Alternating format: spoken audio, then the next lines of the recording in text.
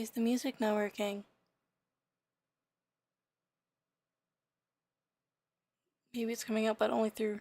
No, it's not coming out at all. I love start of stream technical difficulties. Let's go! Bum bum bum. There we go. Oh, I gotta soon, like, figure out, because I have a laptop dock, so a big part of the technical difficulties at the start of every stream is, I have, like, so I have not enough HDMI ports for one of my monitors broke, in the move, the fabled move a little bit ago, and,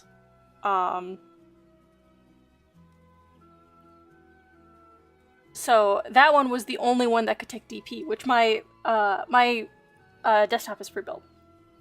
Apparently really likes DP. DisplayPort, like, outputs. And... I need to stop turning away from the mic. Mic noises, sorry. And so oh, I don't have sorry, my voice probably sounds like shit. I was sure that this is a thing that I need to open up. I wish that it would, like, open up on startup. Of the many things that I don't want to open up on startup, this is one of them that I would like to actually open up. Okay, this should sound better. Okay, I think that's, okay. I think that's all the technical difficulties that we usually have. But basically,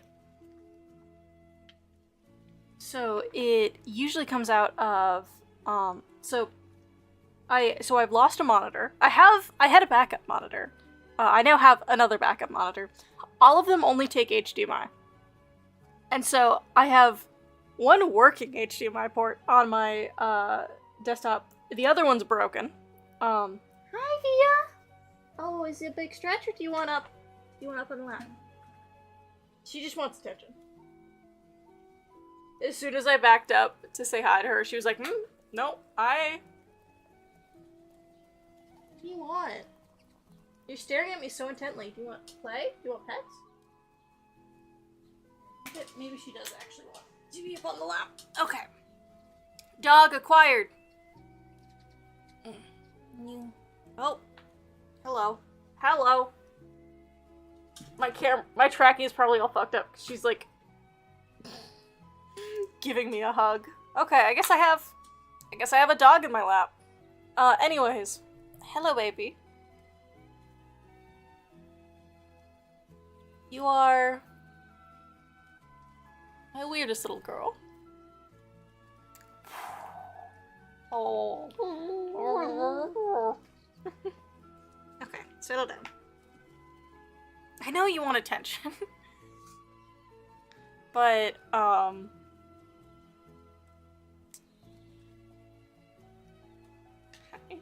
you're so cute.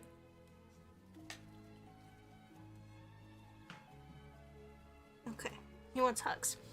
But so I don't have enough DP ports. I don't have enough USB ports either. Because friggin' everything on my computer, like, all of my things require an individual USB port. And so the two ports that are broken on my desktop. Hello! That's a microphone. You want? Okay, hold on. I'm gonna baby view on her. Because sometimes she wants to be on a lap, but she doesn't like the fact that she is now a little bit too big for lap, and so she needs a little security of, like, getting kind of baby Bjorned. That way she doesn't feel like she's about to fall off. Okay, that was what you wanted. You want to be baby Bjorned.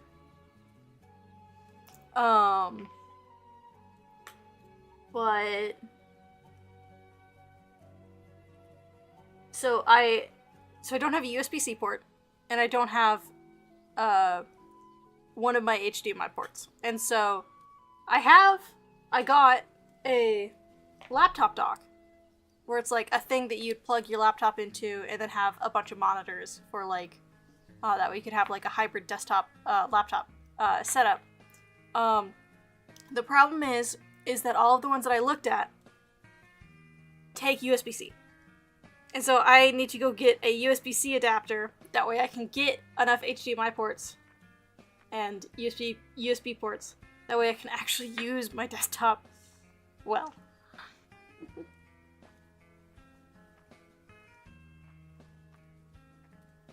Okay, she settled down. Yeah, we're gonna have to scoot a little bit because I didn't tuck you in very well. Okay, let's maneuver this blanket. Okay. Oh, hello. I'm gonna draw now. Okay. So that is the trials and tribulations of tech. Why? Never mind. Spoke too soon. My pen isn't working. That was the mistake. Okay, you gotta get down. Again, with the not having enough USB ports, I have to, when I need one rapidly, I have to kind of just randomly guess at one that isn't that useful, and I did just unplug my tablet. Oh, great. Okay. Hopefully you can still hear me. Hi! My mic is still picking up. Okay, good. He is happy that I'm unplugged. Okay, where... I have two things that are unplugged. Okay, actually one of those is a microphone plug. What do we want to gamble is something that's not useful? What is this? Okay, I think that this is my webcam, which I'm not using. Oh, I have another port. Ugh. Right? Is that that's a USB, yeah. Okay, so we don't actually have to unplug. Why are you licking my knee? You are my little weirdo!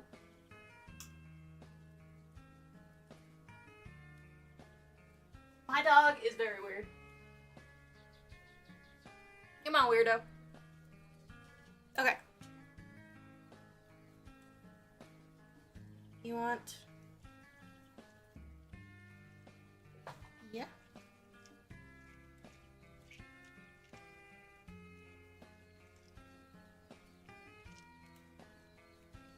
Okay, now she's stable.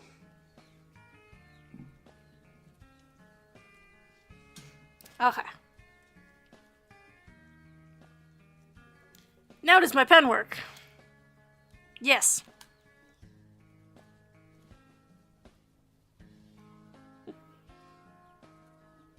I need to get like an actual like doggy baby Bjorn for Via. Okay. So, Shards, this is the thing that we've been doing Visdev on for the last little bit. We made this character last week. I think that we named them Rowan? Harper! I was thinking Rowan because Rowan trees are a thing. But now I want to start playing around with how things look in the world. Where like, these kinds of, sheets are like, this is definitely a step that we're on where it's like, now that we've figured out some visual tropes of like what we're symbolizing, let's make actual people. So this is something that we're going to be doing more of. But today I want to draw what would like, kind of what would a screen grab look like? Hello?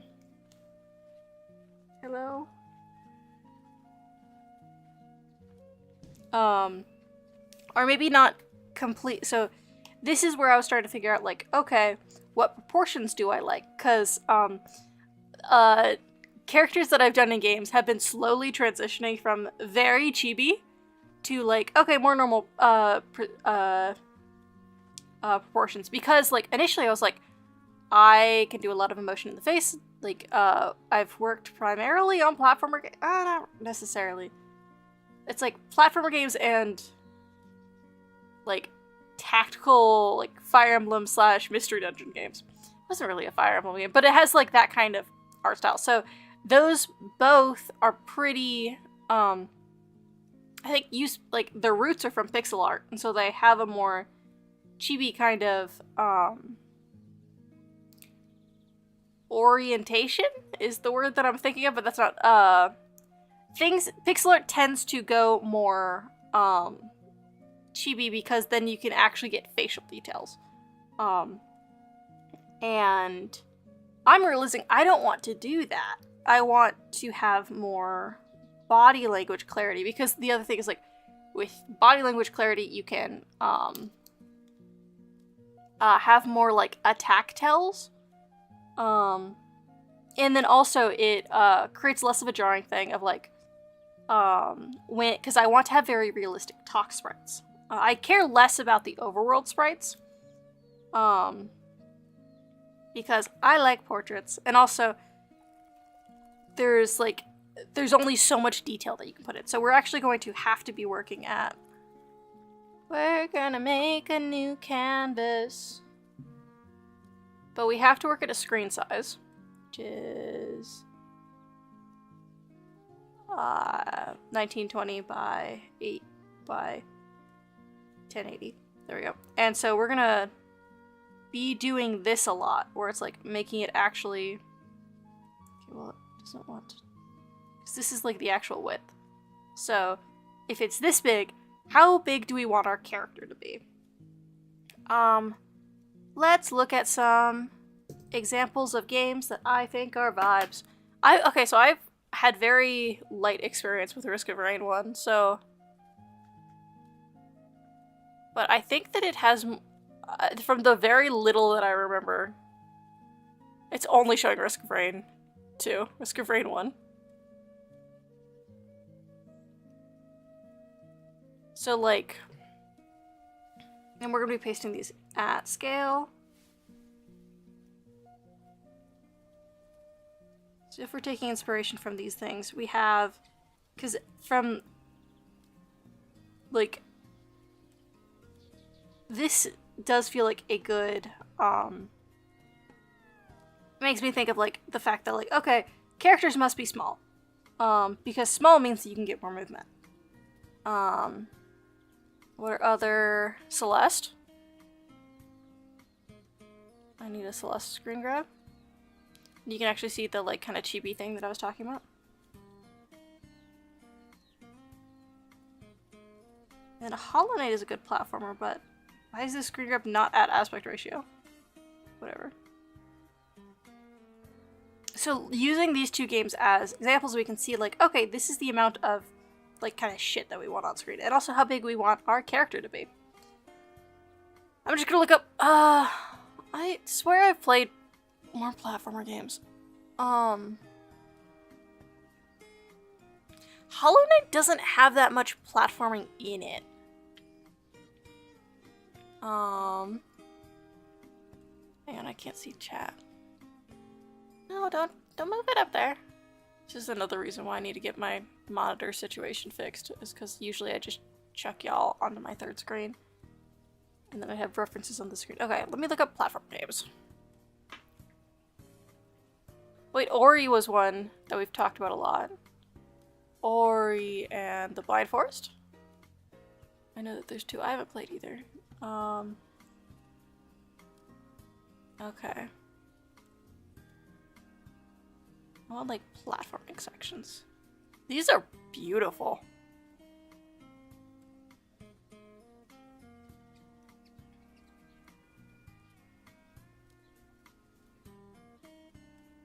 Okay, this definitely gives a good scale of...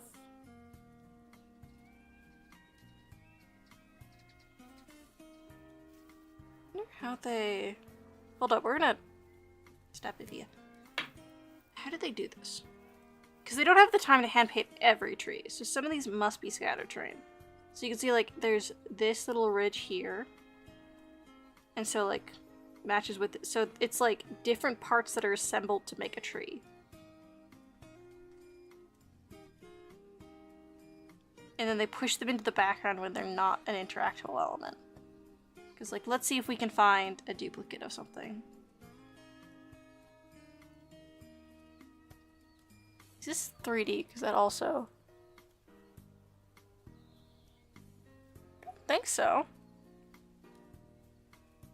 But if they put moss on top of it differently, that would create a different feel. I'm gonna try to find this little nubbin.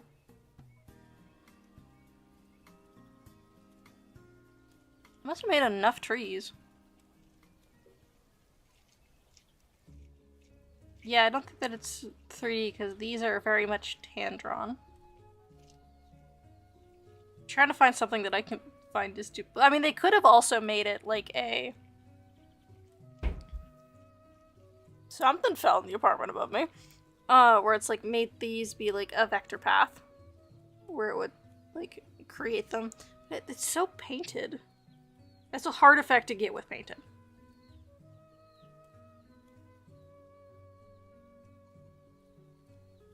Oh, but these two are the same spike. Yeah, so you can see it goes big spike, little spike.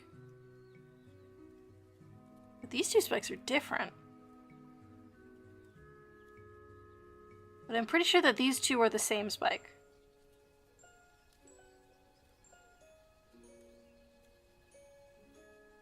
That's fascinating. Okay.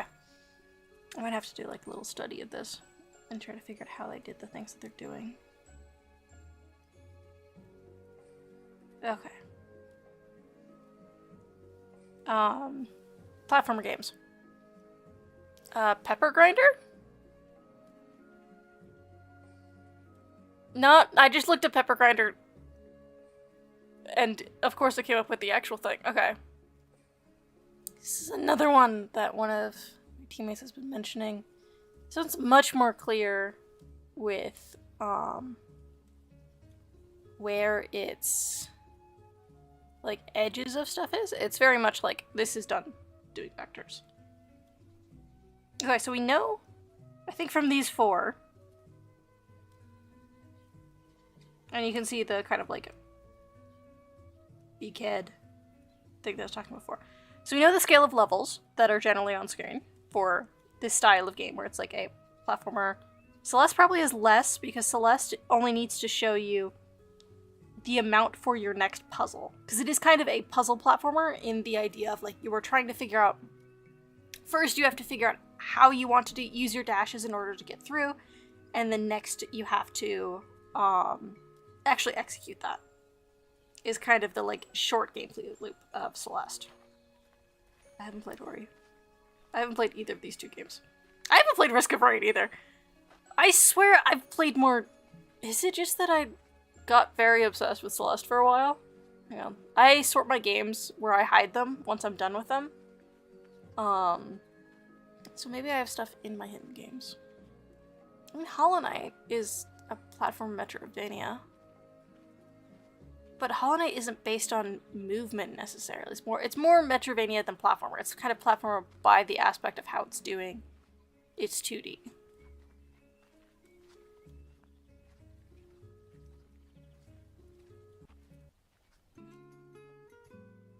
Ah, dang, I don't know. Let me get back on screen. Okay.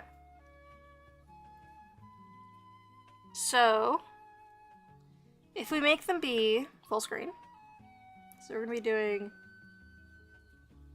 let's do a quick trace of these. We have view, 100%. Okay. This should be a 1080 by 90 like screen. Not fit to screen like that. I want fit to screen the other way.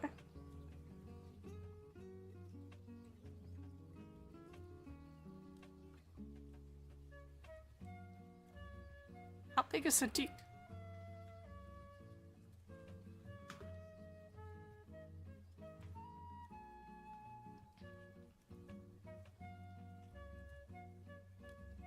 I want the pixels.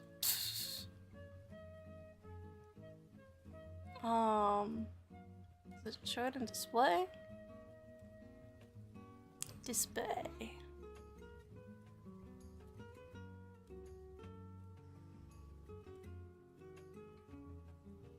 Yeah, no, it's different. Did you navigate? No.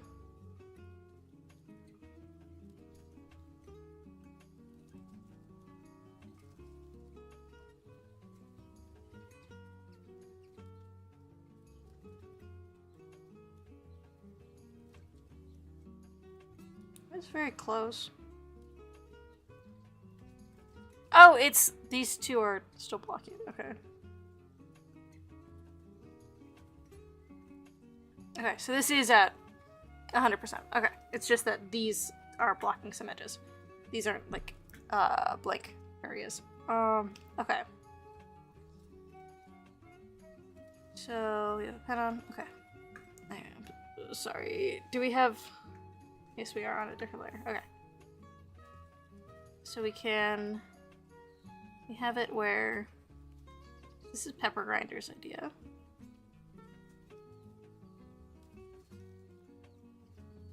And they've also got the big drill, so that would kind of fall into character size. And then, oh fuck. Okay. Then I want to do a quick trace of, like, how the level is set up. Just to get an understanding of scale, width. Because really, some of the big things that we're thinking about is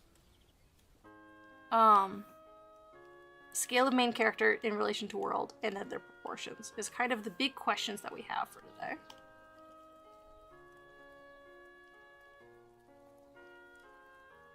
It's also nice because the smaller that they are, the less work. Because there's less detail. Okay. So that's Pepper Grinder. Please let me select this. Thank you.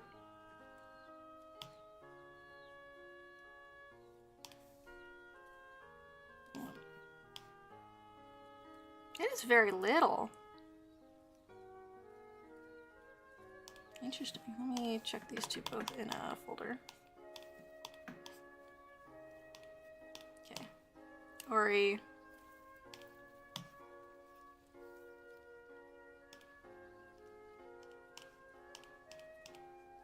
Effectively, by tracing, I'm telling myself, because this is going to be the only information that I give myself in a second. I'm telling myself what is the important thing to keep track of, or it is like the size of the environments. Hey! How you doing? I am figuring out proportions for the game that I'm working on. This is a little platform. It's about that big. And this is spikes. It's thorns, but it is effectively spikes. And then this is how far down. I guess it is spikes in the thorns. This is an area. And then this is like a platform area. But that's how thick they make it. Good! I am very eepy. But that is to be expected. Question, how much can I work on Mythos of Magic on stream? Because people would be able to see it.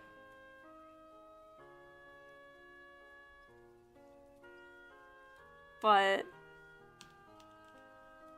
So there may be some spoilers there, but that is also, like, advertising, question mark?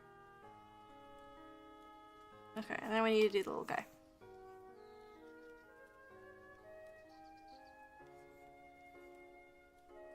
His big ol' hands. Okay. I think that the thing that I'm gonna have to get into my brain is that the character must be significantly smaller than I think that they should be, which means that I'm gonna have a little battle when it comes to head size. Okay, Celeste is actually a larger scale than either of the previous two games that we've looked at. She's got head. But she does do there is no facial expressions. All emotions are done. Actually do how she has her legs. I think she has leg. I think she's in the kind of weird position when running. Hell yeah! Okay, because I was wondering about that. Because I'm thinking about working more on it tomorrow. Because I gotta get some stuff to... Oh yeah, I should have drawn the... Hold on, we're going back to the last one. Drawn the collectible thing. I don't... This is good information to have. Okay. Because the collectibles are fucking giant compared to the characters. Yeah, because streams are my main time that I have to work on projects, partially because I mostly ban myself from working on them other times. That way I will actually take breaks and, like, do hobbies.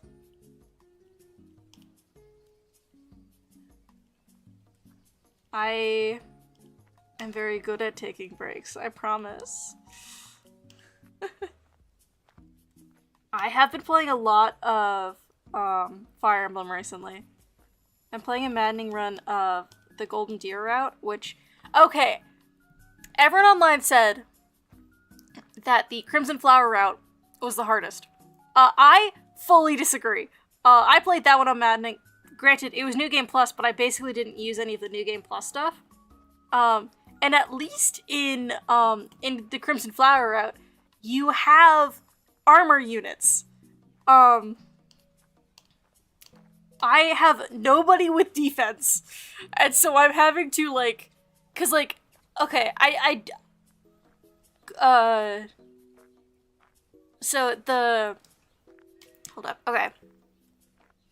So, Fire Emblem, a lot of the strategy is based on positioning. Is something that D&D should take from Fire Emblem, but I have a whole system that I'm building where I'm stealing Fire Emblem elements for D&D combat, and merging them together and making them best friends. But, so a big part of Fire Emblem is any melee units can attack 1 square. Any ranged units can attack 2 squares. 2 squares, and then as they get more powerful, maybe they can shoot further. But, like, magic goes 2 squares. This is, I have 3 systems that I'm building.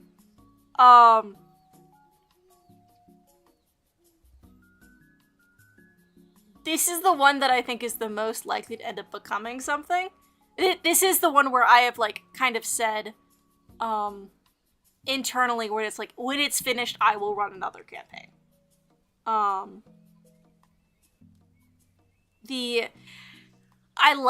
So the other one that I'm like, so these are all things that I would actually run. Because we have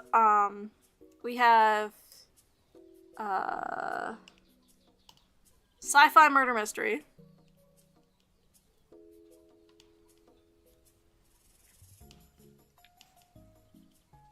We have,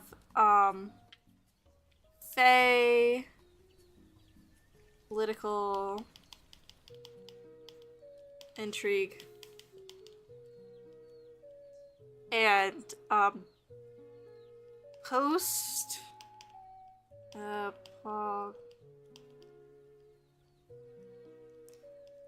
dungeon, EON, delving, done, right.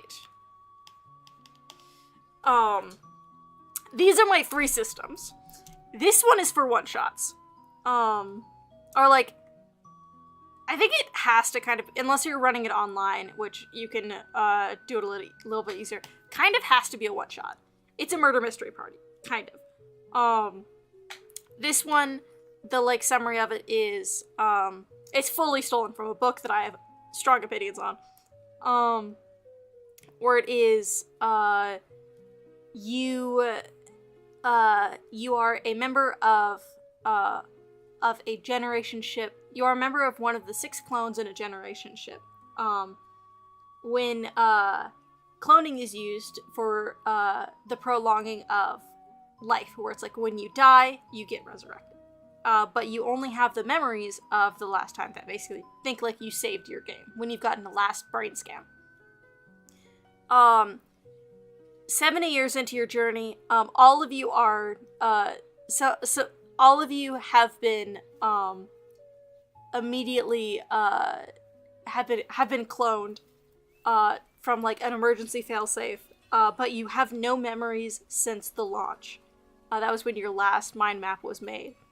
And all of your bodies are strewn across the ship. You don't know if you are the murderer. And the ship's AI is turning it around because it has deemed all of you insane if you cannot give an answer. Insane and unfit to run the ship. And so it is the question of, figuring out who the murderer was based off of the people who you became over the last 70 years and, like, the clues. I've written out a lot of the actual system. It's just the thing of, like, this one is something where it has to be very based off of, like, how, because this one is a Powered by the Apocalypse hack.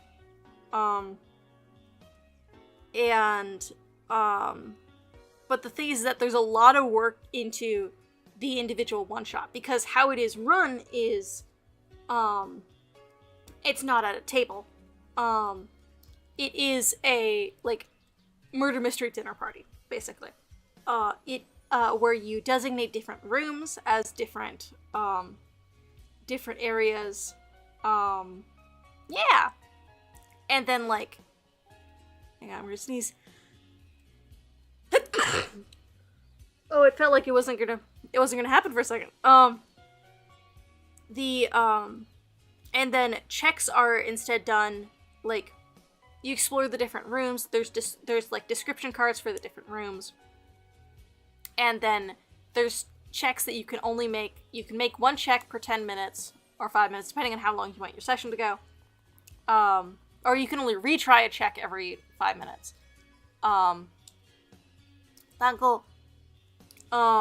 You only retry a check every 5 minutes, and so, like, a hacking check, you need to have somebody who has proficiency in hacking. Everybody has a class and then a hidden class. Maybe they have two, I don't know. No, their hidden class just has, like, aspects of two different classes. So, if you're like, oh, like, if you are the ship's program, I don't remember what the classes are called, and you go, like, oh shit, there's already an open hack, like, thing in the cockpit, you know that you figured out somebody is secretly a hacker. You don't know who, because, like, that isn't necessarily left behind, but, like, there's a whole thing where it's, like,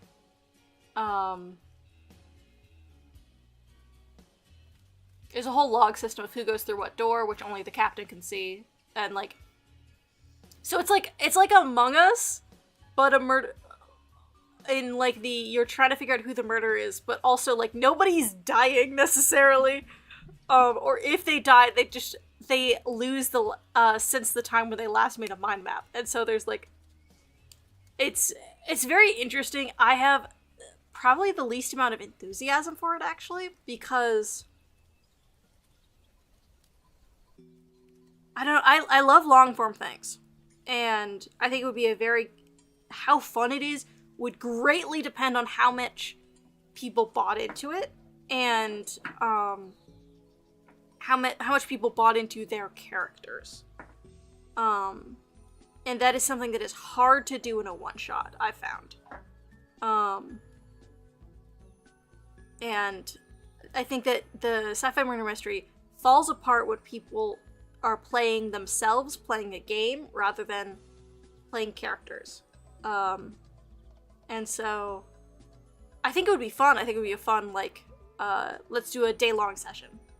Which is kind of how I would want to run it, is, like, a Saturday, like, 10 a.m. to, like, 8 p.m. Like, big session, like it is an event. And so, that one's kind of on the back burner. Play Political Intrigue is a hack of, King's Dilemma, because King's Dilemma is a very promising board game. And it falls apart by the fact that, there's no impetus to roleplay. And so it is, you are making moral decisions based off of, you start making moral decisions based off of not who you're representing, but based off of what gives you the most points. There's some game design things of King's Dilemma that I think could be changed to help facilitate roleplay. The fact that it has a victory point system fully breaks it. It's a very interesting game, though. But basically taking the mechanics of King's Dilemma, because I've actually used the mechanics of King's Dilemma whenever, like, a player, for some reason has control of the government, which has happened once. I used the mechanics of King's Dilemma to, like, show how different choices, like, how different choices affect, like, the people, and how, like, any good choice has a bad consequence as well. Yeah.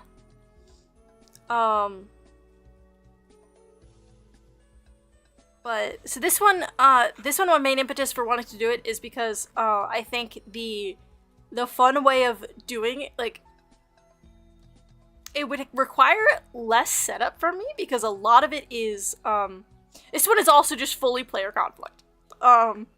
The players are not a party. That is things that I very much enjoy, is, like, I think that it's much easier to get invested in, my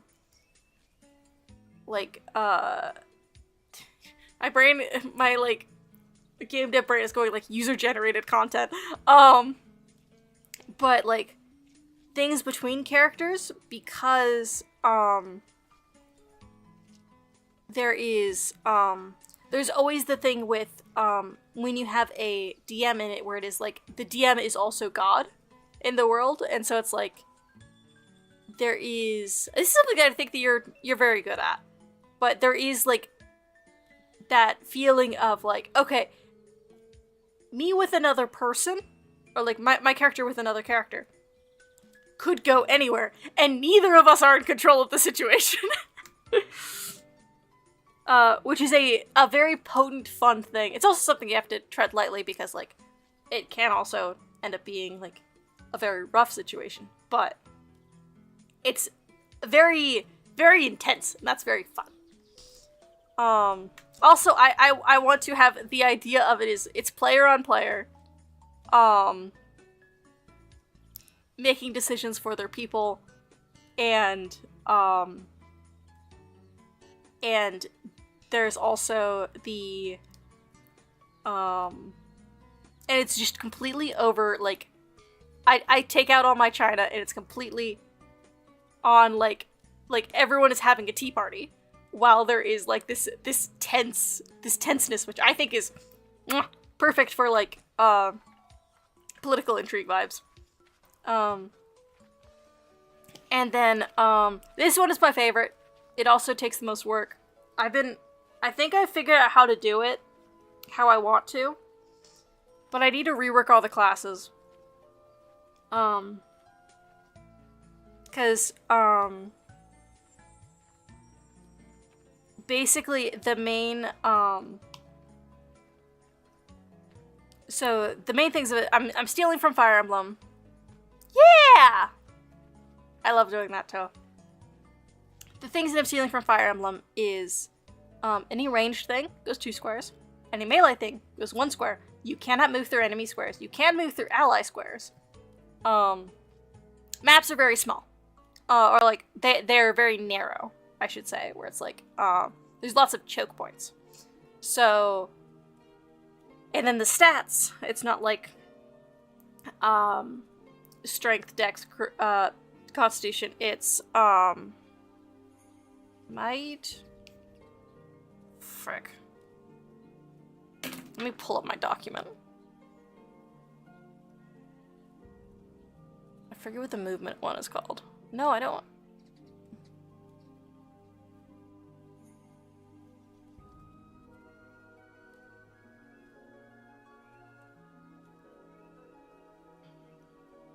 Might, agility,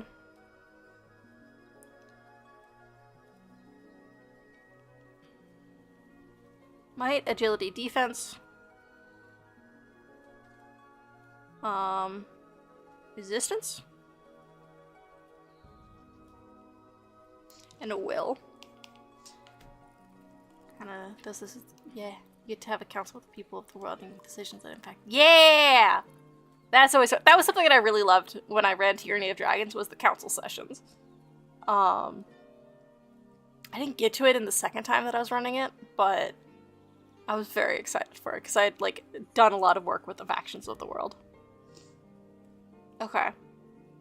So basically, so might is your physical attack stat, will is your magical attack stat. defense is your, like, physical, like, resistance. It's your armor. And resistance is your magic armor, basically. Agility gives you certain things where it's like, you can take certain abilities.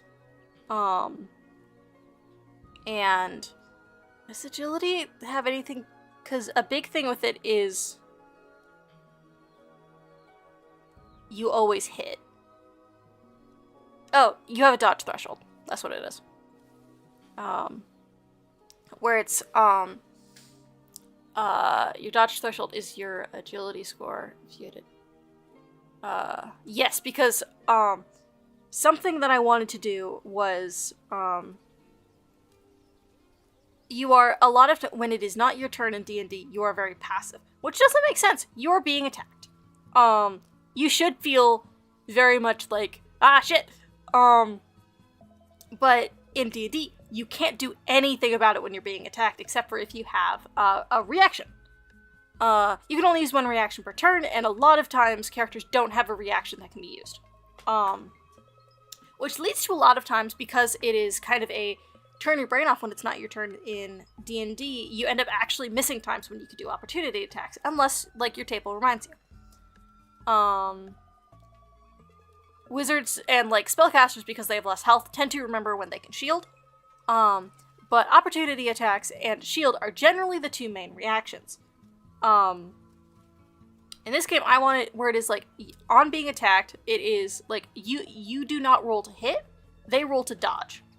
That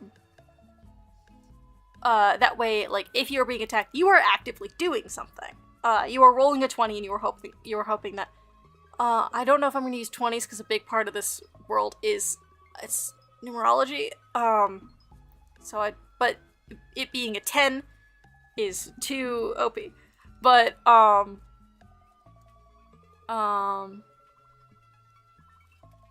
but basically, roll a d20. You want to hit your agility score or less. If you hit your agility score or less, you dodge. If you roll, you don't want 20s. If you hit a 20, then you are critically hit. And then, unless you're being attacked by a savant. Because that class can't crit. That class has weird rules around crits. But basically, the big thing with this system is, because I wanted to, because this is a kind of weird world of,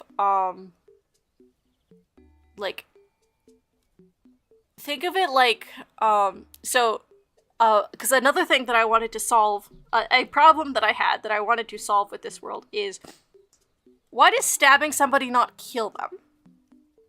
Like, if I go, in D&D, if I go up to somebody who's sleeping and I try to stab their throat, by raw, it doesn't kill them. I love how this stream has turned into alley rants about tabletop systems. I will become productive, I swear.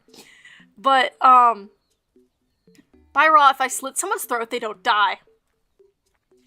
This is a problem. And so in this game, it is very much, because all of the combats generally happen in dungeons. I think some should not, because that is a fucking terrifying thing. But, and so, your strength is measured, because a dungeon is a inherently magical place. It is based off of, like, the strength that you have in a dungeon when, like, you are in this magical place where you are fighting. If you fight outside of a dungeon, you are simply a god. Your stats matter significantly less, and it becomes significantly more like one-sided fight, because magic can't be used outside of dungeons.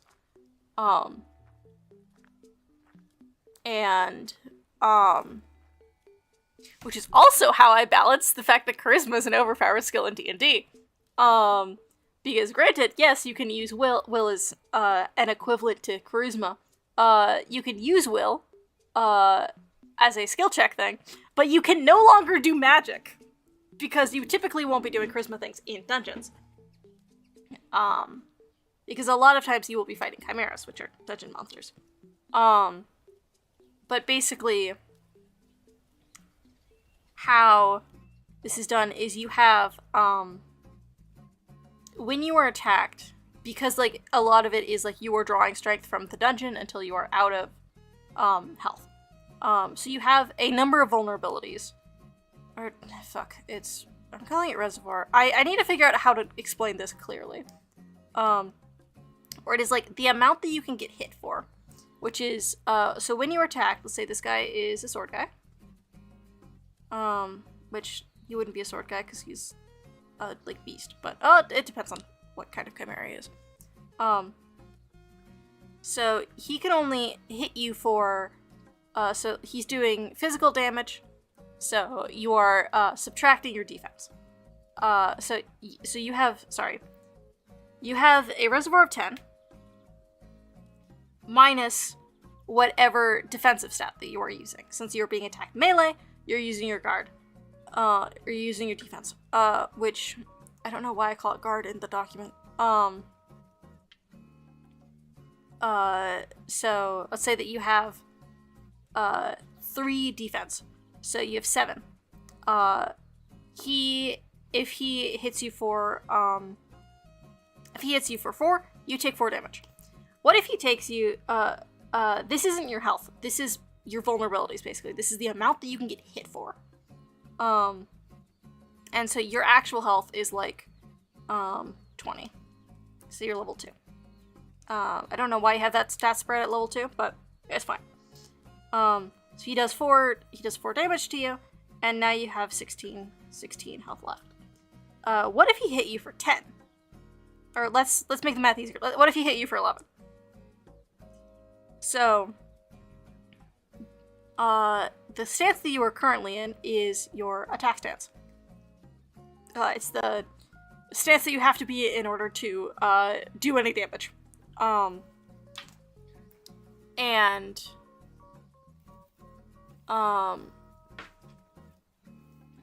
if you are hit for more than your vulnerabilities, you go into defensive stance, and which means that you take half damage. This is after the attack is resolved, actually. So he does 11 damage. This is more than 7, but is it? Hang on. After the attack is resolved, yes. So you take 11 damage. You go down to 9 health. You are now in defensive stance. And then this automatically refills with health from your reservoir. So you can be attacked multiple times in a turn.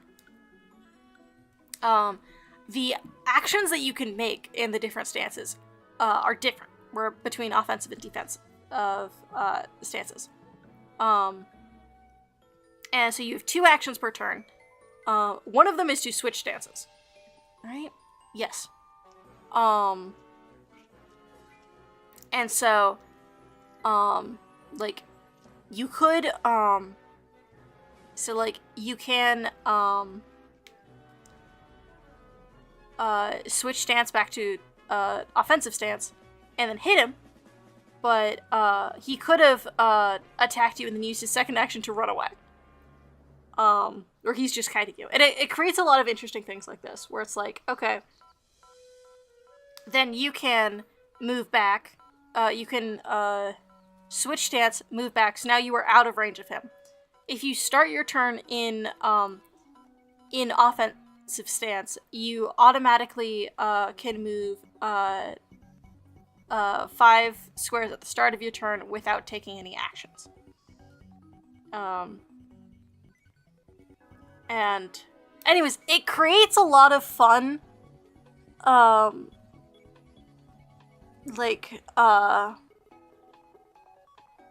interactions where it's like, because you can have somebody who is, who their whole thing is like, let's go back to the situation. This guy has 7 vulnerabilities. He's being attacked by this guy. Where,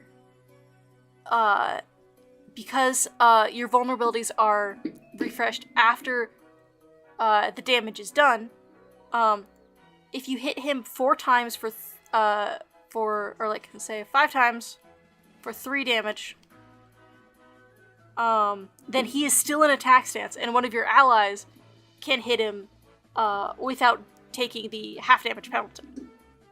But also, you generally want to, by the end of the turn, hit everyone into defensive stance. That way they don't get the automatic movement. And also, it will cost them to swap stances. That's that system. I like it. I think it's neat. The thing that I have a hard time explaining is, or like, getting people behind is the,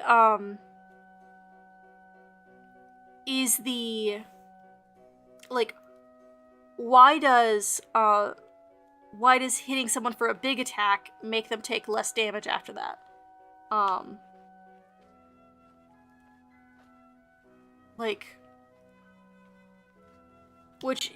Because in a lot of games, it's the opposite, where it's like in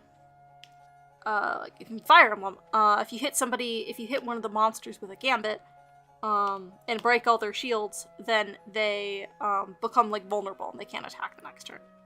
Oh, shit, the main character's tiny. I assume that this is the main character. They also have particle effects. And then this is how big monsters are. But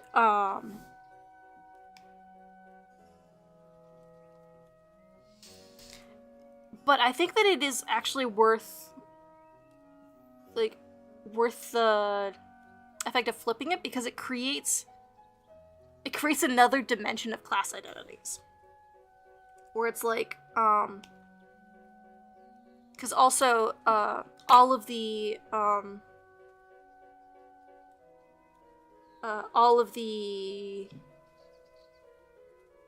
player characters go on the same turn. And so it creates the thing of like, okay, you go first, because you're not going to hit him into defensive, defensive stance. It's called a guard stance. I need to figure out the wording for this, because it's hard to explain.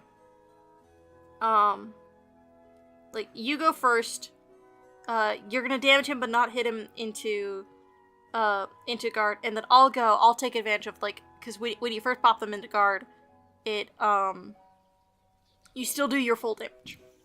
So,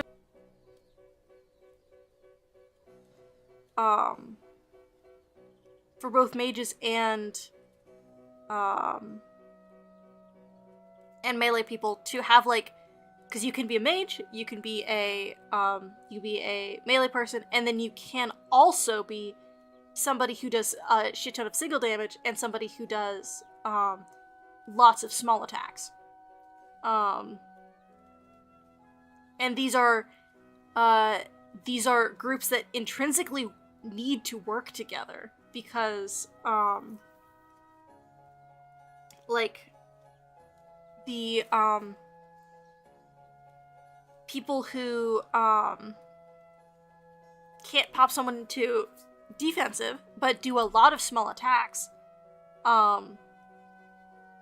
are really good at doing, like, a lot of damage. I'm gonna redraw Pepper Grinder with more of a proportions that I would want.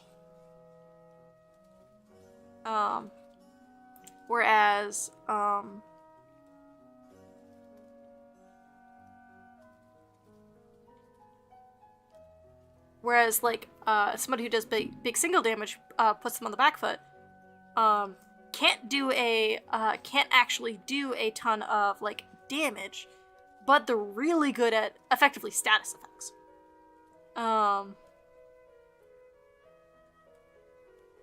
Just also get to take up the space.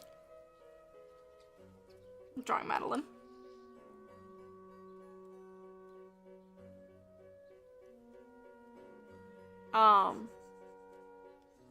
And then you can also layer on, does this person do AoE damage, or do they do, single target damage? And then you have, just from those 3 sliders, you have 8 different individual combat identities. And then you can also layer on the this person can't, and that is eight unique combat identities on offense. Because on defense, you have the like, okay, we need different people for resisting magic versus melee. And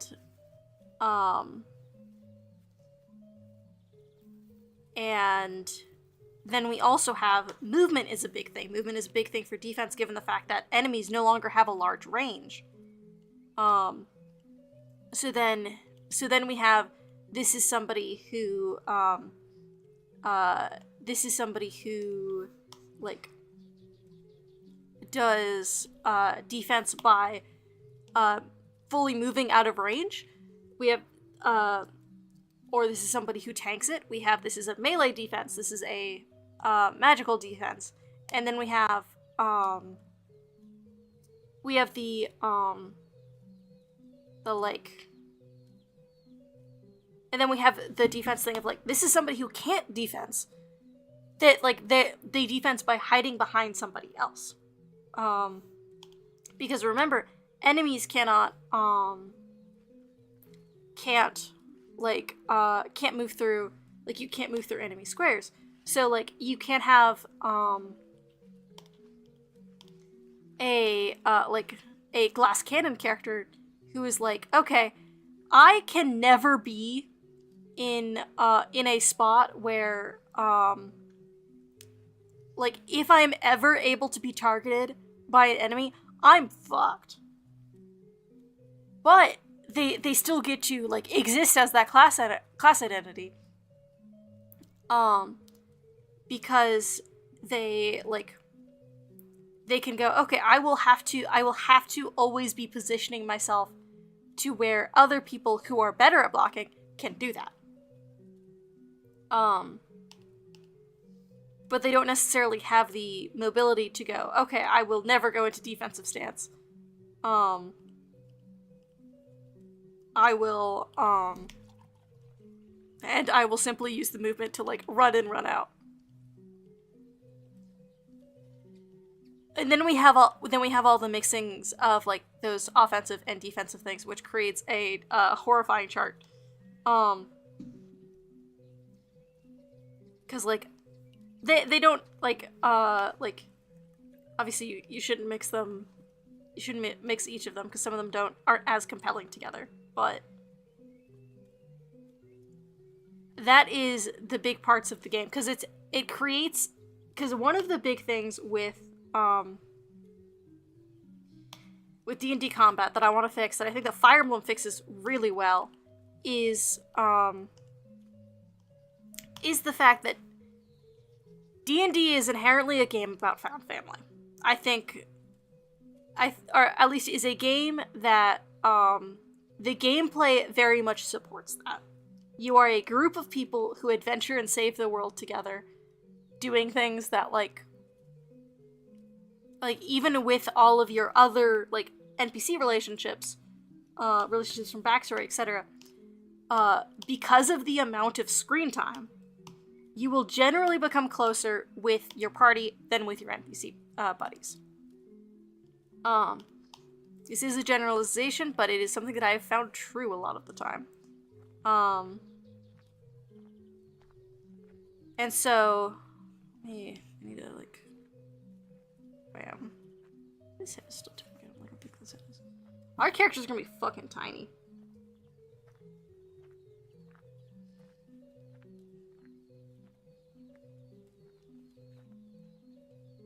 Okay. But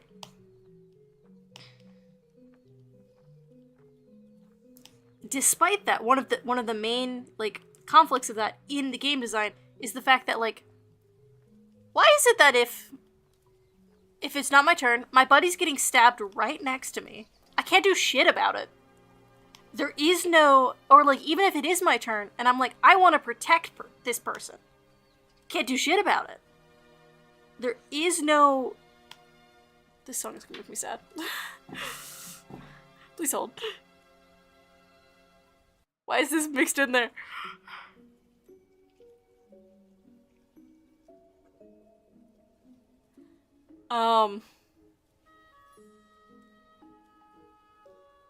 But,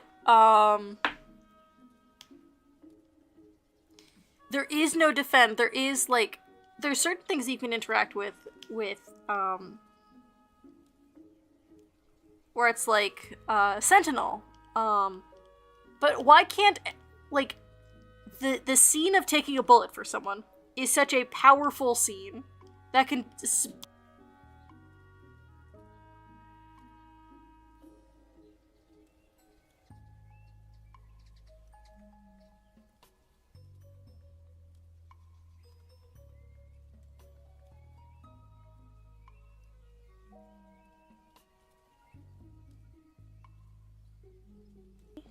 Yes, okay. The scene of taking a bullet for someone is such a powerful scene, can be used to, like, can be used in a bunch of different stories, and yet D&D by Raw doesn't let you do that. And so it also, the fact that it doesn't let you do that creates an even more awkward situation of, like, because like D&D, any rule can be overridden by the DM.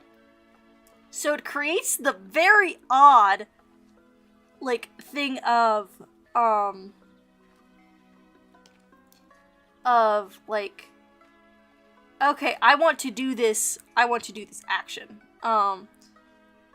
And not knowing if the DM will okay it or not. And, like, the DM has their own plans or own thoughts of how this is gonna go. Like, and then particle. So this theory is basically like, okay, we have to have particle effects to figure out where people are.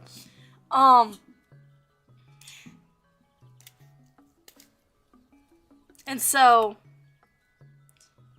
you can, like, describe this very grand, like, thing, this powerful gesture, and then the DM has to go, actually, no, I can't let that work.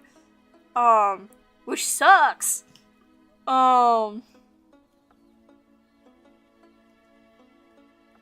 And, like, you can't really have that, like, because you don't really know because, like, generally it's, like, based on the situation. You can't really know until you're in that situation, just kind of like having that, well, oh, this is awkward kind of interaction. Okay. Now we need to make these big. Anyways, I love D&D as a system. D&D is a great framework, is at least how I tend to view it. D&D in and of itself is a good system that is used for things that it is not good at. I firmly disbelieve the fact that D&D is a bad system. D&D is simply, because it is popular, has been used for a lot of things that it is not good at. D&D is a huge inspiration for NDA, which is my dungeon delving one, because D&D is very good at dungeon delving. It is meant for Dungeons and Dragons. It is meant, like, that you go into a dungeon and you fight a dragon. It is aptly named. D&D is not meant for political intrigue. But because it has become so ubiquitous with tabletop games, it has started to, like, people, like, have started trying to do it, and it is a very homebrewable system. I actually think that it's better than Powered by the Apocalypse for that. Hi.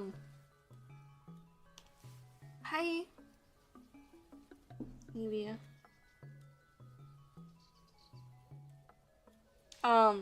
Because I think that Powered by the Apocalypse does not have enough meat to it. This is so small, I don't know how to draw the characters. I need to, okay, wait. I'm gonna make it be at scale. Okay, I'm gonna rule out Risk of Rain. Risk of Rain is too small.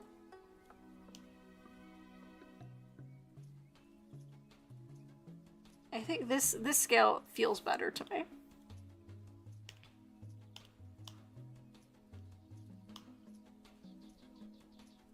like Celeste scale. Because I can at least like have a body. I need to stop zooming in like that. Still just like so small. We can have a person.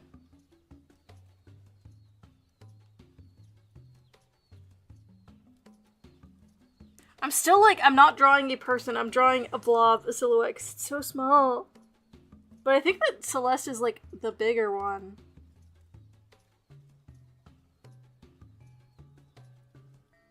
Are these all out of order? I know that it can work.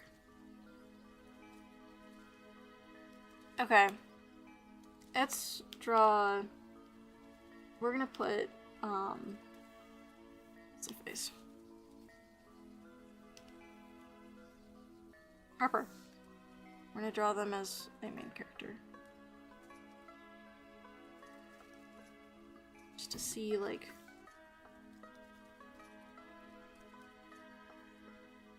see how we can make it work. Did I zoom in again? I didn't. I'm so proud of myself.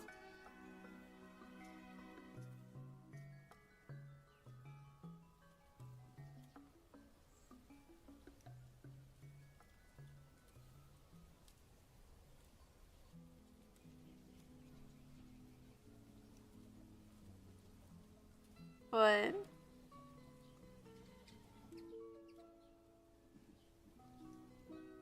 I fully forgot what I was saying. Alas, my head is emptied.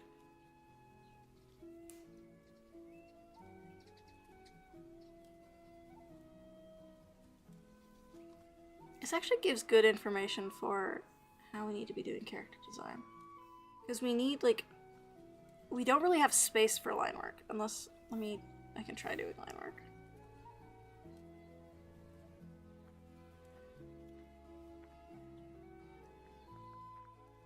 But I feel like line work would end up being, like, very hyper detailed. But also their characters, they can be detailed.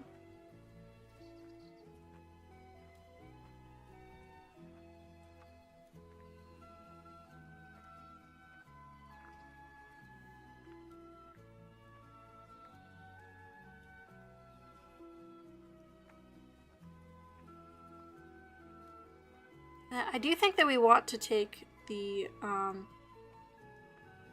thing from Risk of Rain where we leave trails. I think that'll be helpful. Okay. I'm gonna zoom in. I'm gonna zoom in. And then I will zoom back out.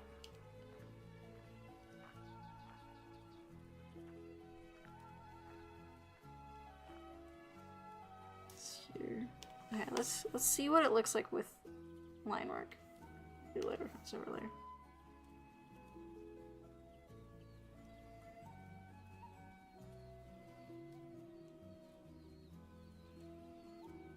Okay, actually, I may have changed my mind.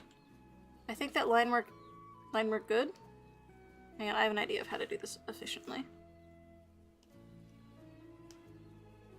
I want to just thicken it 1 pixel.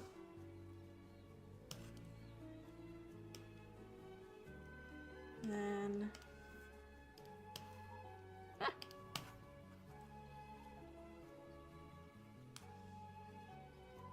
Now we can go back to...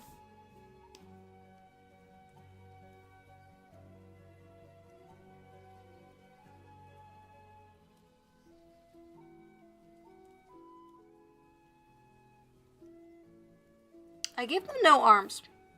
Hold up.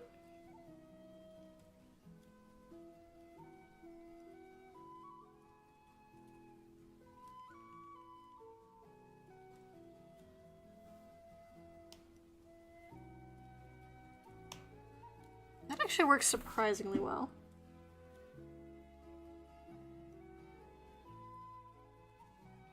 Let's put that in a scene. Yeah, we don't have any facial expressions, but we do have scale, and we can actually get texture from doing line work.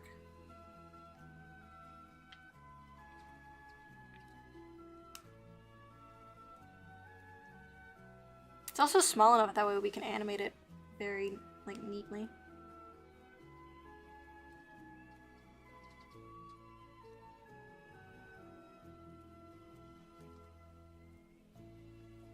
Or it's like that. These will be single blobs. Like, just, these are literally blobs of color. Okay, let's rough out the background. Give me a square shape. Give me a square.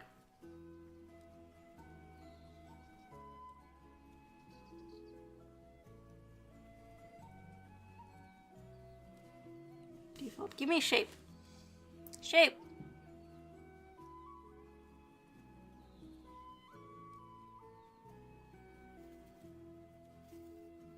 Cannot figure out how to do shape. We can use the Murky tool.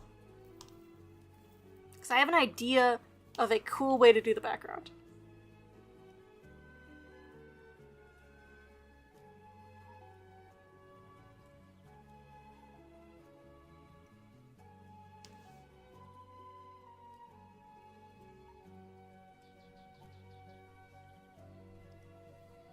I really should have. What color is this level? I'm just gonna steal the color from Celeste. What color is this level? What color is this level, I say? Purple. Of course it is, it's Celeste. Alright, we're gonna make it red.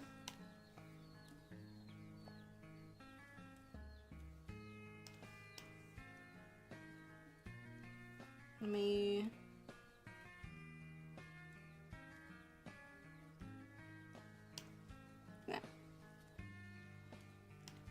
I'm on my fucking selection too. Don't work for multiple. Just to be like a... Actually, no, I want this to be lighter, because... Frick. Okay, hear me out.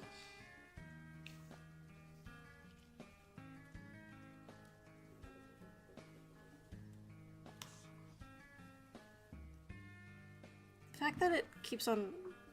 that it does that based off of... this needs to actually be it.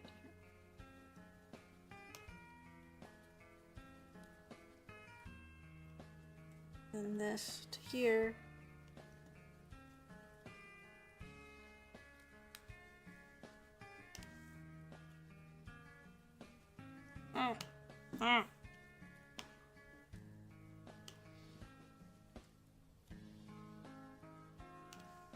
I have a way that I'm going with this. Hello! I think I have an idea of how I want to do this. And that will also make it much cheaper to make. Cheaper time-wise. I am working on this project for RevShare. Well, I mean, we're all just kind of like, we're not gonna make money off of this. We've all accepted this. Okay. Here's the idea. Clipping studio. Multiply. I need a big texture brush. No. It doesn't have a name currently. I've been referring to it as Shards or the Velocity Project. But we should come up with a name. Hilariously, we know what the icon is. Like the little desktop icon, because I was doodling something, and then we were like, yes, actually, let's do that. But this is very like Thomas Was Alone like vibes. I want the like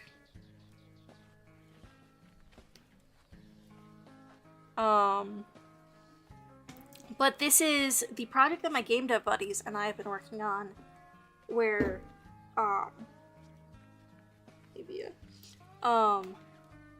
where it's a... Oh boy, we need to actually write up a summary, that way I can pitch it when I'm asked about it, because I struggle. But basically, it is a... Gameplay-wise, it is a platformer in which you you can change your,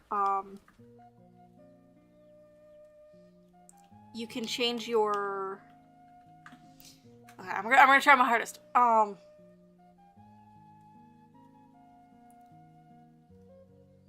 It's a platformer in which you can change the direction of your velocity. And that is the core mechanic. We've talked about like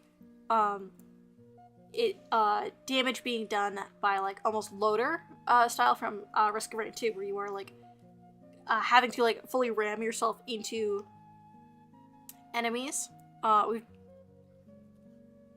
These brushes are not working as I want them to.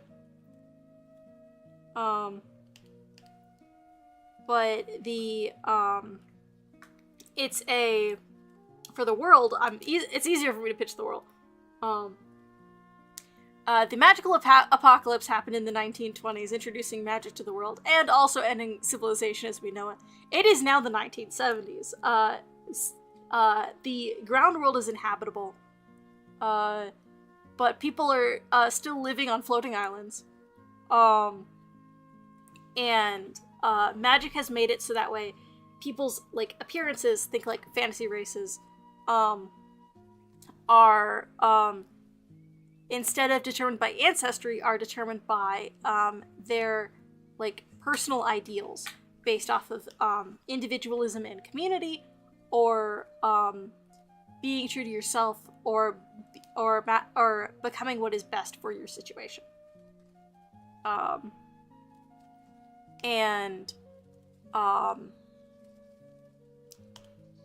In this world, like magic has become so suffused into how life works, but there is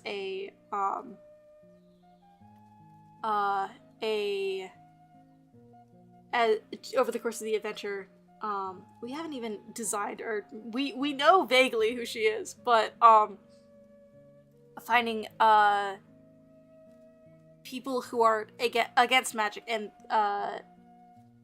trying to destroy it, uncovering secrets about magic, and things that have been accepted into daily life, and also seeing people in which these ideals of like freedom or community or becoming what's best for the situation and self-expression can be taken too far into harmful ways. Your character's power is the ability to change their own velocity, which makes them a good smuggler on a floating island, in which you could very easily get velocity by going down. I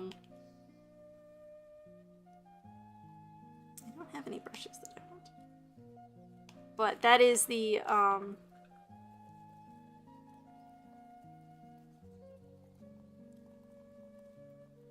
that's the kind of like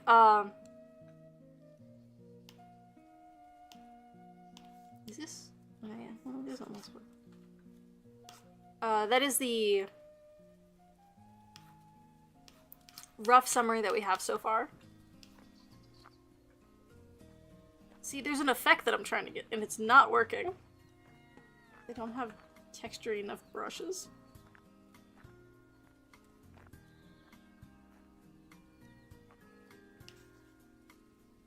That one's, the thing is that it doesn't move the texture along with the brush.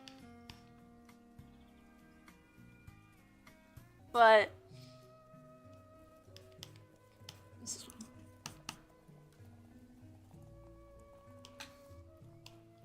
yeah, so we're hoping to get a playable version, like a there we go. That's kind of more what I was looking at.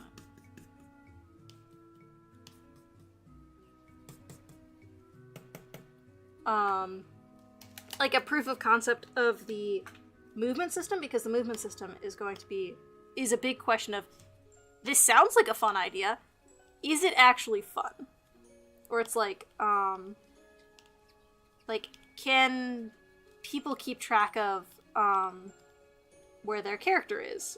Which is like something that I'm working on right now, where it is like the how small does your character have to be? That way they are on screen. Like, stop it. That way they're like, they're not, because if you launch it, because if you launch yourself off, like, if you're launching yourself towards things that are off screen, I hate this tool.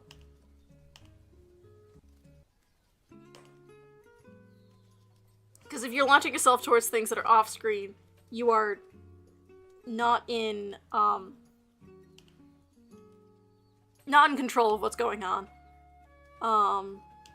Which is players don't like their agency being taken away. But unless it's necessary and creates a fun effect. But then, so we need the map that you're like jumping around in to be small enough that way the players can see what's going on. But also we need it to be like, we need the character to be big enough that way we can get people to like to see, like, to remember where they are.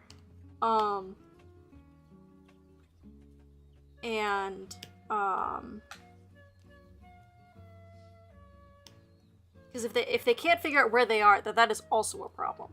But if they can't figure out why, if they can't figure out where they're going, like, those are two problems that almost ask for different solutions, where it's like one wants the character to be bigger, one wants the map to be bigger, and so it's which kind of determines a lot, like, in games, like how fast you're going ends up determining how big your character is in relation to the map, and so that's kind of what I'm looking at right now. I want the gradient tool. I hate this gradient tool.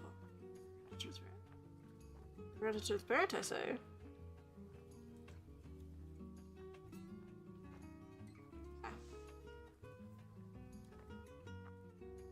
This is kind of a vibe. I want to get textures in this though.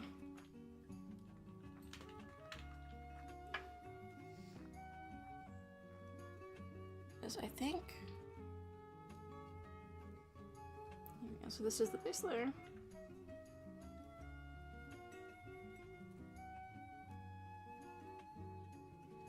But I have textures in CSP, don't I?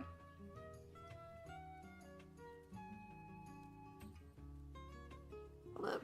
Let me get a brush. A new brush.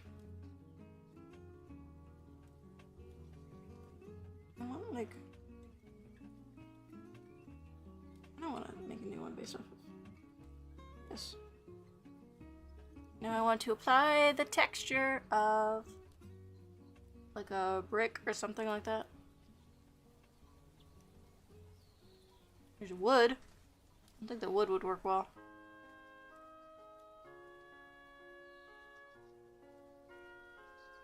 Give me like mortar? Maybe. No. I want something with scale is my thing.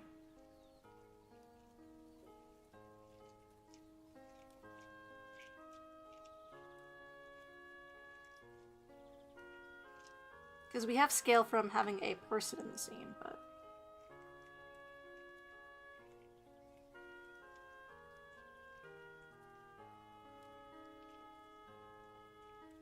Let me just find an image that has a ton of tiny bricks.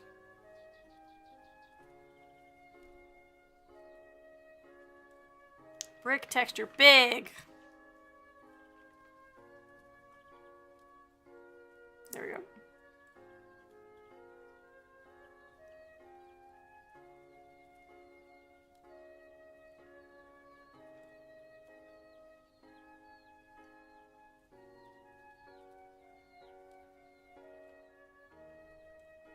It's fully not seamless, but that's fine.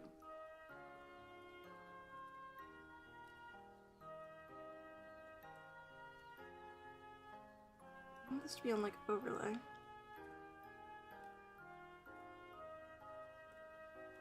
This can actually be bigger.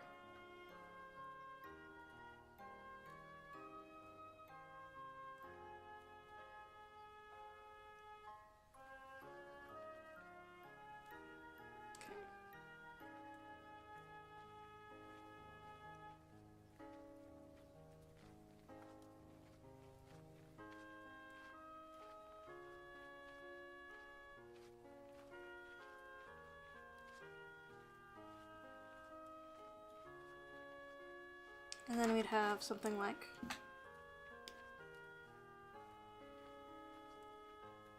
part of why I'm making it so glowy is because we have a neat like lighting system.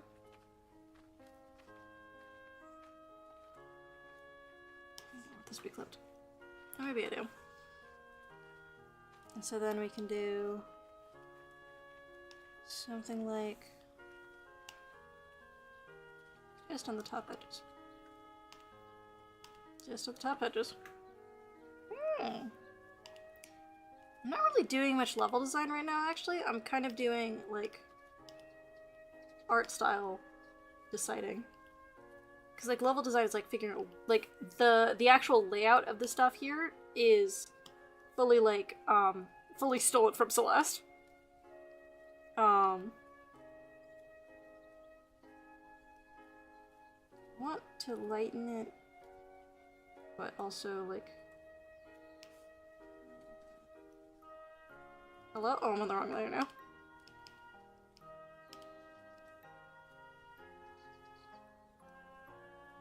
What I'm wanting is screen, yeah.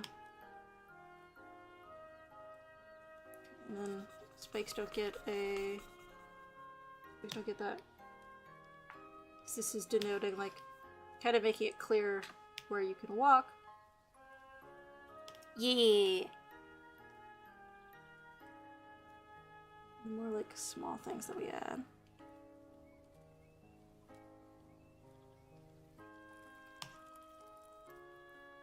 And then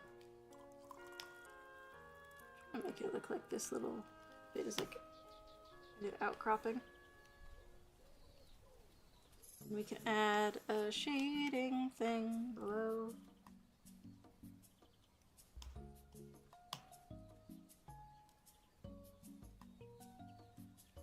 And I bet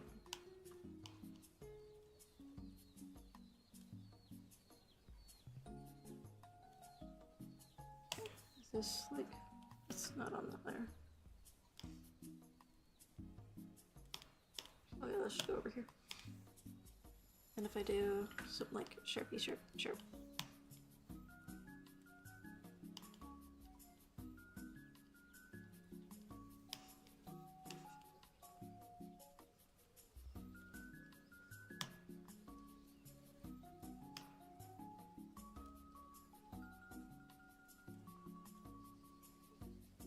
So then what if we add windows? So currently we just have it as this is brick textured. But if we have this in an environment, then this would have other scattered terrain like window, window. I love Home Depot windows that let me copy and paste them in. Raise to opacity. This is in the wrong area.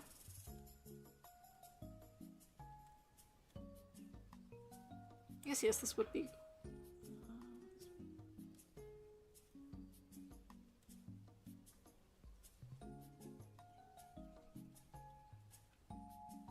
Okay, we need to give it some of the color back.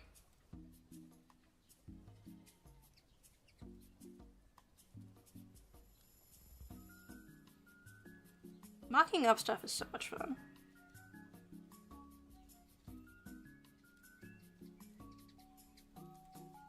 So now if we give this like a... If we hit it with a little... I don't like that color, I don't like this color.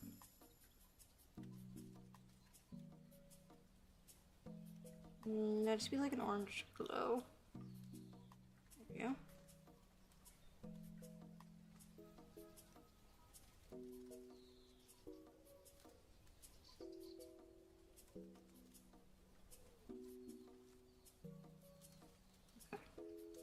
So then these two are like, or these are like scatter train, selected layers, duplicate. And then, so because it is based on, has been converted to transparency, then we can do stuff like this. I want you to be like that color. I want you to be more saturated. So now that we have this, we merge these two.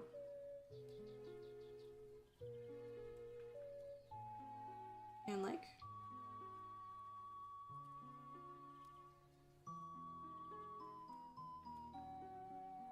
oh, I should have made one where I still had like the transparency layer of it. Let's copy and paste them all. And let's move them to different areas at the level.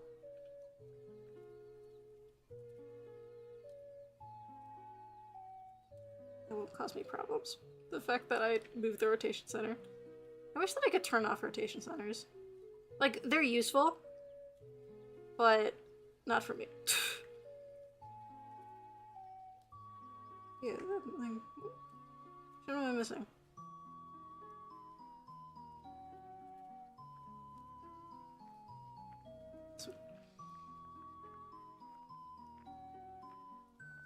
Okay. So now we are doing scatter train. So I want to do it behind the little areas. So on this plane, we have like this kind of, well, actually, hold on. I want to do, because we can do some fun stuff with like, I don't want this to be pixelated.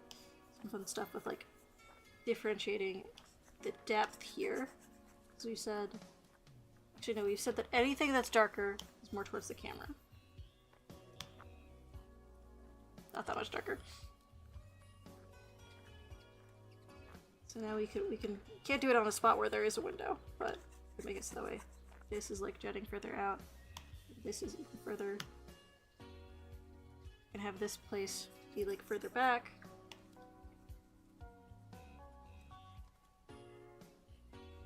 And then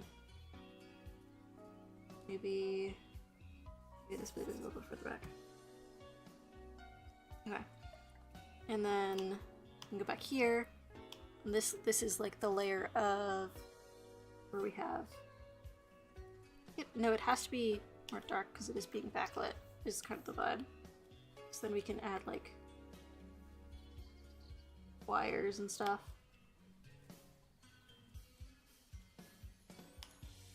These wires are always fun.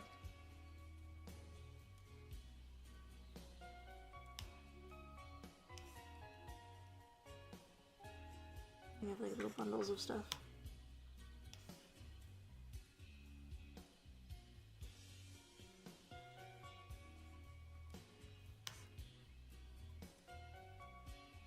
And then we can add pipes.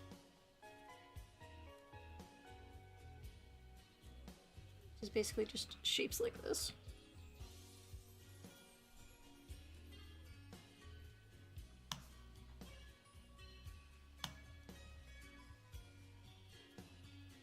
Kind of scaffolding-ish.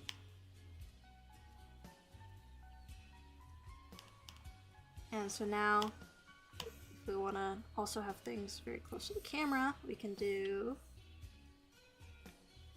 There you go, above all these things. Make it very dark. Then we can have wires. These need to be bigger. Wires.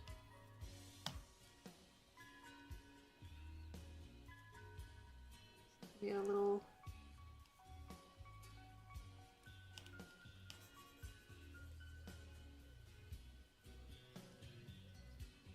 Little building, the foreground, we have more wires. So this puts the camera in perspective, kind of vibe. And then we can, for these buildings in the background, we can take kind of their color, give them very thin wires between them.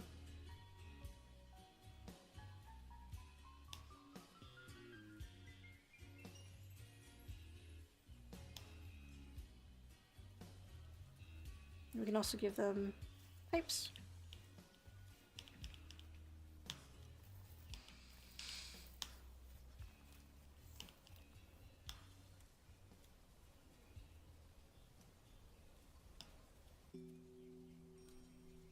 And so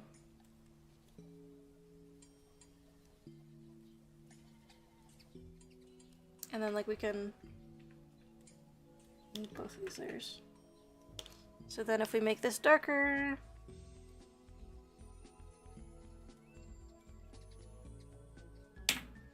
make it darker, more saturated, shifted red. Okay, and then we can take these, bring them down, flip them, make them bigger. Offset it a little bit. Actually, this one is the most recognizable.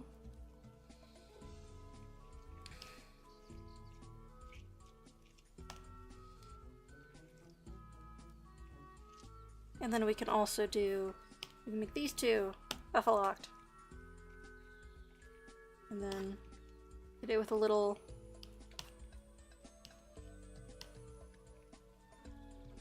oh, this would be more glowy.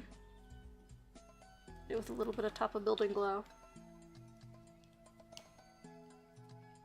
This needs to be a different color.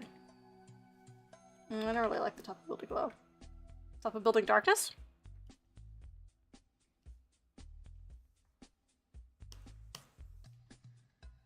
Top of building darkness. And then these can also have the like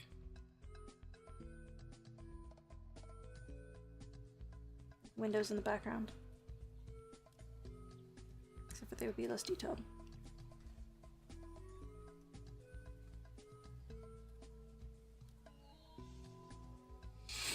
Anyways, that's one idea. The building in the front actually needs to have a shit ton of detail because it is like a front building. Where is my building in the front?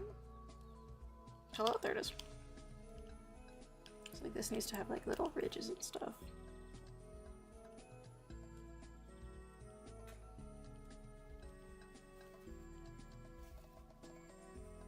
A little chimney.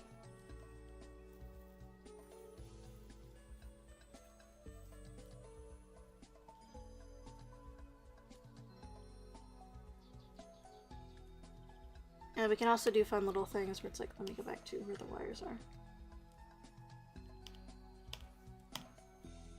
We can do little life things where it's like a scatter train on a scatter train, where it's like a t-shirt on there.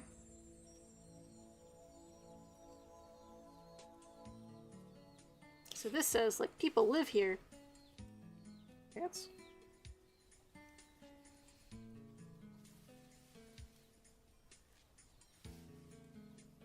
And then we can do a cheeky little... Okay, that's evil. I hate that that's how that works. Yeah, there's a way how to do... Not like that.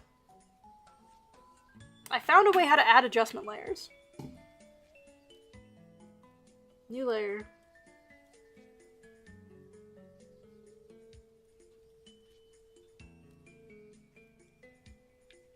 New correction layer? Gradient map. Yes, this is what I wanted. Okay, so our values look good. Hi baby girl.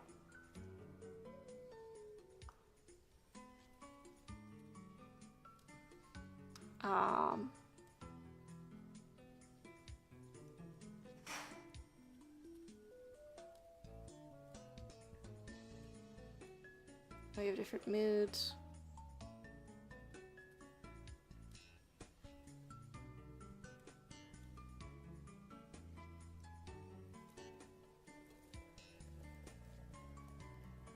Go with that one.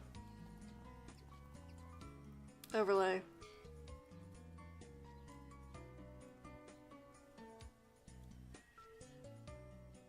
There we go. Okay. Now let's look at it at scale.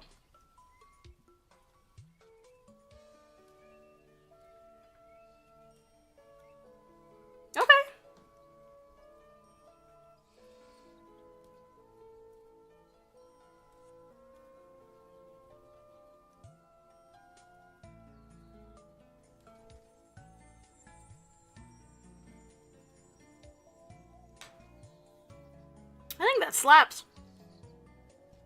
It's like a stylistic markup.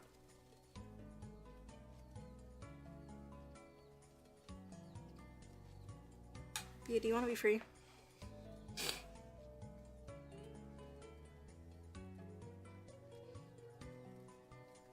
Like, obviously we'll have to figure out how the character is rendered. We don't have any enemies in the scene. But, like, the idea of... So how this would actually be done in program is, this would be vector-based. So we would have a way that, that the wires are drawn. Same with these. These would be vector-based scatter terrain. This would be, I would draw shirts and shorts and that kind of thing in the very simplified style, and then we just place those where they need to go. I'd give them a slight, like, swaying animation. I'd probably just give them physics and then have them move with the vectored line. These would be, these might end up actually being baked into, like, where they are PNGs. Where it's just a looping PNG that, moves in the opposite direction of the background. And then, same with these guys. These guys are, this guy needs to be the biggest. This one would be smaller. This one would be smaller. And then, like, assuming we have, like, some stuff in the background. Smallest. And then this would be a tile map, actually. And so we'd have the square of, like, if you think about this, where this size, like, this would be a square, and then we'd have a side one, we have a downward one, we'd have all the corners, and we'd have, like that. The windows would be scatter terrain, those would be individually drawn, have a few variants. Spikes would be vector-based. I'd have one spike, I'd draw it, and have it render texture on it. Shit, yeah, this looks pretty, and this is fully doable. This is a character animation sprite.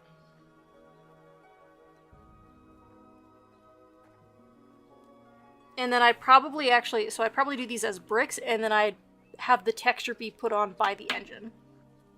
That way it gets this effect of, like, it's not looping all the way. But we would get more solidity from the fact that it is a tile map. And then we could have, like, in the engine, we can have, like, animated fog. We actually have a fog asset that I drew for the very first, or the second game that we worked on together, and we just keep on reusing it. It's become a ghost.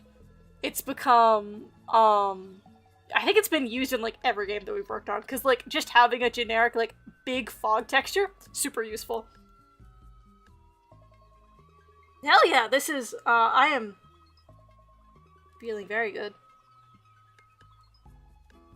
I was very worried about, like, character size, but I think, yeah, this is, like... Yeah, like... I could keep track of where this guy is on my screen.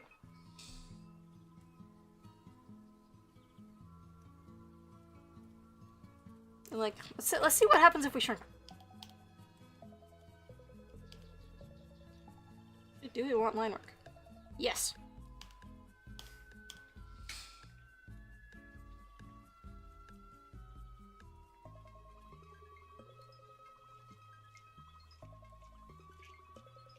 I know they could become, like, smaller like that. Yeah.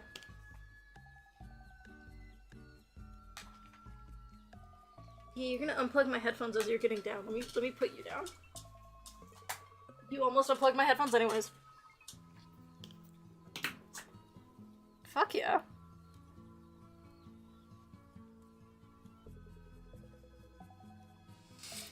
Oh, I have solved so many of my problems today.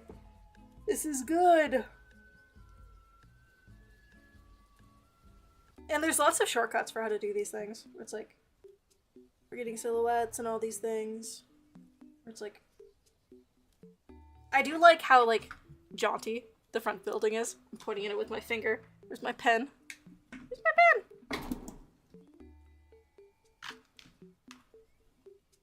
There it is. Or it's like the jauntiness of this roof. And then we can also have these like have non-right angles because we have the vector. We figured out how to do. I forget what it's called. I keep on just calling it vectors. Oh, I'm so pumped. Oh, it's all coming together. The feeling when like, because I've been putting this off because I was like, I don't know if it's gonna work. I mean, because, like, specifically, the thing that I was worried about was, does it only work in pixel art or in chibi-fied? And, like, definitely, proportions are smushed here. It has too big of a head. But it's,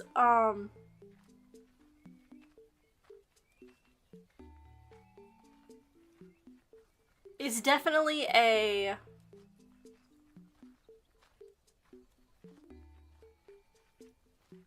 It doesn't have the weird break of, like, with art styles of, like, why are they proportioned like that? Like, I think a great example of this is Brilliant Diamond Shining Pearl, where it's, like, in the, like, DS games, they look perfectly fine to have those proportions. Like, that, like, yeah, would they break their necks from how heavy their head is? Yes. But they look perfectly fine because it's pixel art. But as soon as they switched to 3D models, it's like, ooh, this is... There was a jarring feeling. And... like, I don't want to have that. But I do need them to be understandable and visible. But, like, you can see him and you can see... Or you can see them and you can see, like, even from the... Like, let's go... full perspective. Like... They have wings, they have horns, they have some sort of vest thing on, and they have some sort of, like, shell thing. And those things would be clarified in the talk sprite. Oh, yes! Okay, now I can also... Now that I've... Because I needed to have a character who looked like they were in the world in order to do this, but now that I have a sense of scale...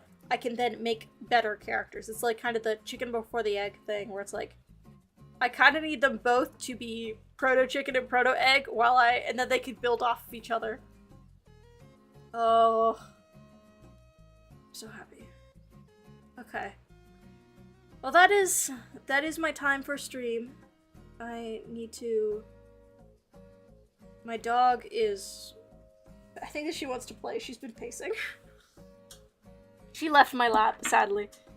Let me do my end of stream things.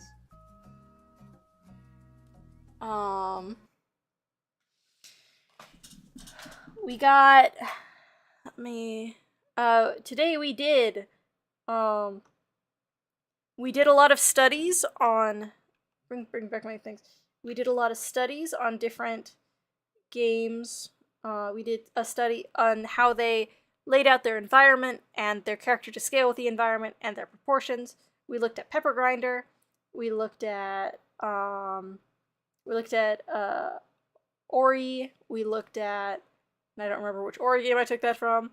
And we looked at Celeste, and we looked at Risk of Rain. After Bia? She's being weird. After doing that, we took a level of Celeste and redrew it with Celeste's general aspect ratio, figuring out styling, background, and then we went through and figured out how we would actually do these things. Where it's like figuring out that these would be vectors, this would be a PNG, and that kind of thing. The pipes could be vectors.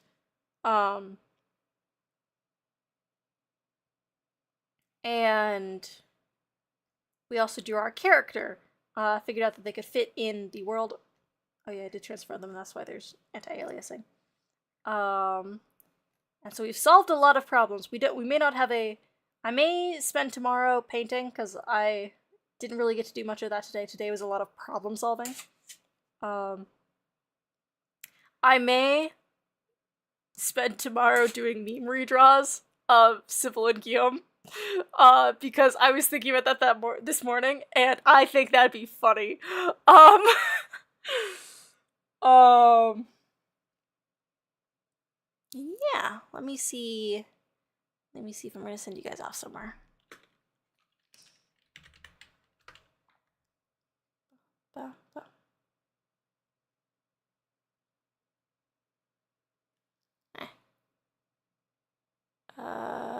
No, not that.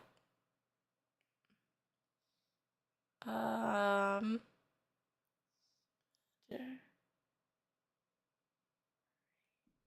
okay. Um,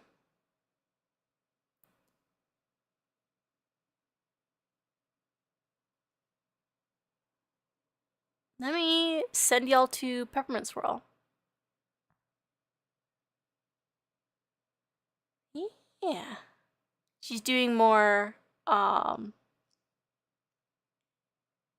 doing Christmas card art, and then looks like she's doing some rigging.